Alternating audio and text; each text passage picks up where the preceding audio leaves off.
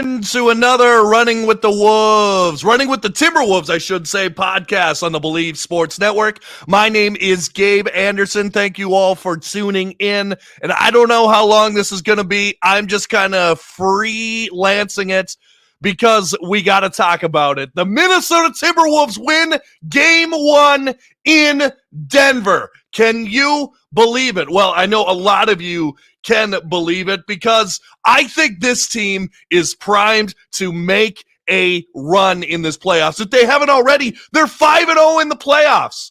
Can you believe that? 5-0 in the playoffs. And the teams we've beat and the Denver Nuggets once on the road. Already looking at 100 times better than last year. The Jaden factor and especially the Naz Reid factor is immense. Naz Reid has been struggling all playoffs, and we were saying, when is we going to see the sixth man of the year, Naz Reid? And guess what? We saw it tonight in the fourth quarter. Naz Reid, 7 from 11 from the field, 16 points on the night, and I believe had 14 points, if not, 14 points in the fourth quarter. Huge minutes for Naz Reid, and he was just awesome. I know he banked in a 3, so that one was kind of lucky, but you need someone off the bench to beat a good team like Denver, and he stepped up on a night that Nickeil Alexander-Walker was a minus 16 and only had 5 points. Monte Morris didn't give you anything. Kyle Anderson didn't give you anything. Jaden McDaniels gave you defense, but that was about it. He did have 8 rebounds. But I thought that our bigs, in particular, Kat, Rudy, and Naz, were fantastic in this game. Remember that graphic that went around where people asked, how are you going to play 3 big guys? And Karl Anthony Towns said, effing watch us. Well, effing watch them. I mean, Rudy Gobert didn't have the best game, only 3 for 6 from the field, 6 points, but he was impactful out there. I mean, he was great. He had, I think, 2 blocks, but he also, 3 blocks, and he knocked away a couple alley-oops as well.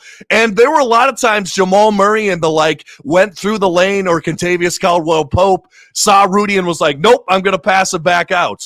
And I think it shows some of Denver's shortcomings in Aaron Gordon, because he's really only good for a couple things. Maybe a short hook and a dunk. That's really it. He's not the best rim protector, and Anthony Edwards showed that tonight, and I think that's where you got to go next. Anthony Edwards is a GD star. This guy is unbelievable. 43 points tonight, a plus 10, 17 for 29, and a lot of times Anthony Edwards gets criticized for playing hero ball. Well, it's been working lately because he absolutely is the hero of this Minnesota Timberwolves team, just crossing people up. I know he had Aaron Gordon a couple times on skates. He is unbelievable. Unbelievable. And I'll say it, the best basketball player the Minnesota Timberwolves have ever had. I'm ready to say it.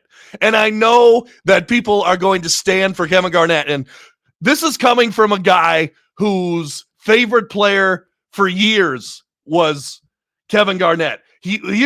I'm a guy that wore number 21 in basketball because of Kevin Garnett. And I'm saying this right now.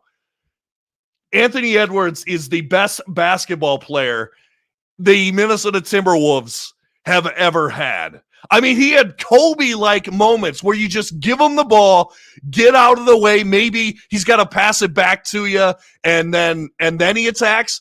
But he had Kobe Bryant, Michael Jordan-esque moments tonight, and it was just awesome to see. It's something that the Timberwolves have been aching for years. Zach LaVine wasn't the guy. Kevin Love was good, but he wasn't that guy. Ricky Rubio, we loved him. We absolutely loved Ricky Rubio, but he couldn't shoot. He was not that guy. They haven't had Jimmy Butler. Jimmy Butler, at least when he played for us, wasn't that guy. Maybe he did other things in Miami and Philly, but Jimmy Butler only won 1 playoff game for us. And do you think that Jimmy Butler would ever do something like, hey, you effing need us, or excuse me, Anthony Edwards would ever do something like, hey, you effing need us, to say that to the GM? I don't think so. Did you listen to the post-game interview with Anthony Edwards? What did he say? He had 43 points. He asked him, man, what's been cooking so far? He said, man, my teammates stepped up. That is a leader. That is someone you can build your team around. And remember a couple years ago when the NBA GM said, or there was a survey that said that who would you want to build in a franchise around? If you redid that survey, it turned out to be Karl Anthony Towns was the answer. This was a couple years ago, probably around the Jimmy Butler era. But I think if you did that survey again, a lot of the answers would be either Luka Doncic or Anthony Edwards. And I would love a matchup with Luka Doncic in the Western Conference Finals. I know that that's still far off. We still got to win the series, but I saw a lot of positive things tonight. And we got to talk about Minnesota Mike, baby.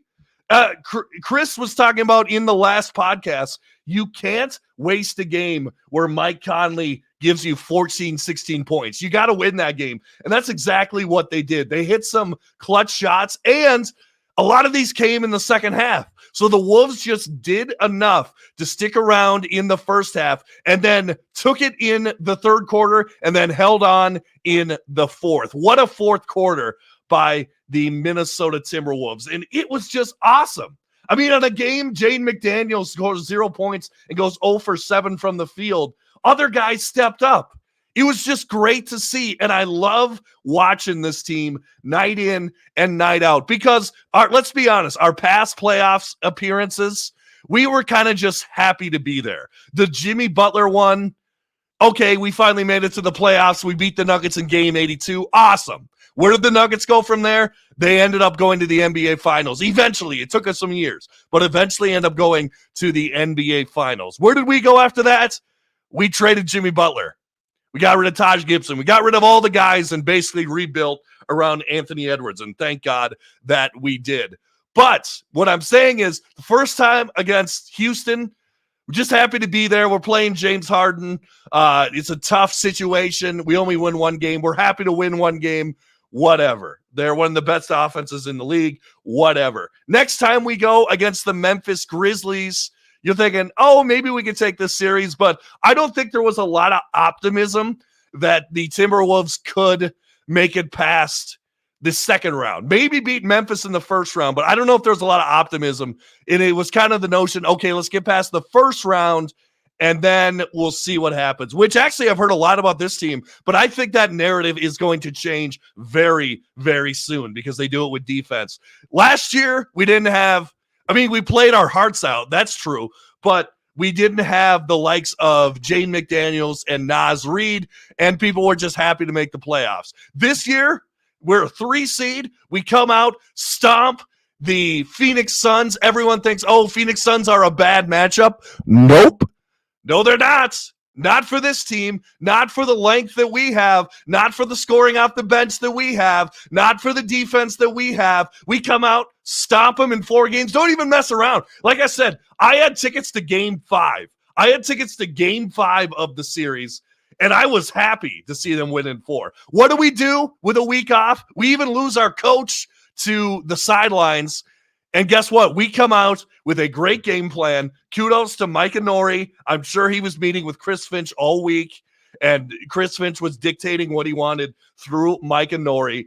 And this is a huge opportunity, as we were saying in the podcast, for Mike and Nori, because he has an opportunity here to beat the Nuggets in the playoffs, and maybe even further, maybe even to the next round. He has an opportunity to beat them in the playoffs. And think about that. Think about what that does for his coaching resume. To be able, I think in baseball they call them spot starters, to be able to just come in and produce. Great job by Mike Nori and the Minnesota Timberwolves tonight. I mean, how can you not feel optimistic about this series?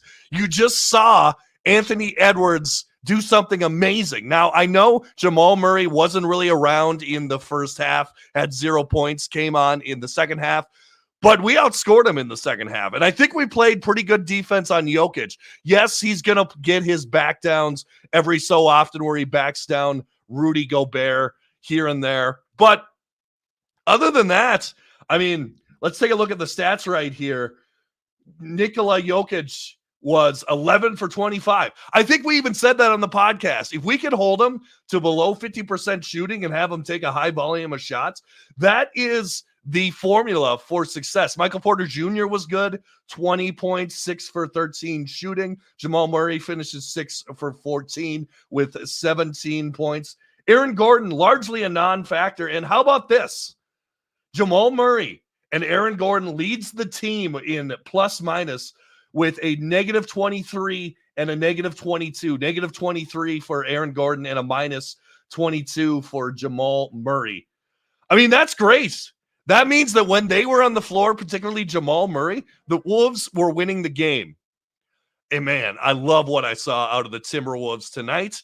And we are going to continue to cover it like a blanket. I just had to come on here, give my piece, talk a little bit about this win, because I think if these guys can stay hot, Nas, Nikhil, Mike Conley, the likes of those guys, I think we can win this series. And I think we can do it in 6, maybe even 5. Maybe that's optimistic against the defending champs. But man, I just loved how we played tonight and came out. It means that game 3, which I will be at, cannot wait, will at least be a 1-1 series and hopefully a 2-0 series. Could you imagine if we swept the Denver Nuggets after coming off sweeping the Phoenix Suns? Then the NBA landscape changes a little bit. Then, and I know a lot of like the TNT guys and some of the analysts are starting to see, hey, the Wolves got some here. But let's remember, they're the same guys that said the Phoenix was a terrible matchup for us. And, we have no chance in the world. And, Beal, Booker, and Durant are going to roll all over us. Well, where are they right now? They're hanging out in Cancun. That's where they are right now. Man, what a great performance by the Minnesota Timberwolves. So that's where I'm going to wrap it, guys. Thank you so much for joining us. I see a lot of people on watching the live stream right now. Of course, it's going to be podcasted on Spotify, Apple as well. Make sure to give us a like, share, and subscribe on YouTube. This is the Running with the Timberwolves podcast on the Believe Sports Network. Have yourselves a fantastic night and enjoy this, Wolves fans. We've been waiting for this for 20 years. Let's enjoy this. Have a great night. And as always, go Wolves.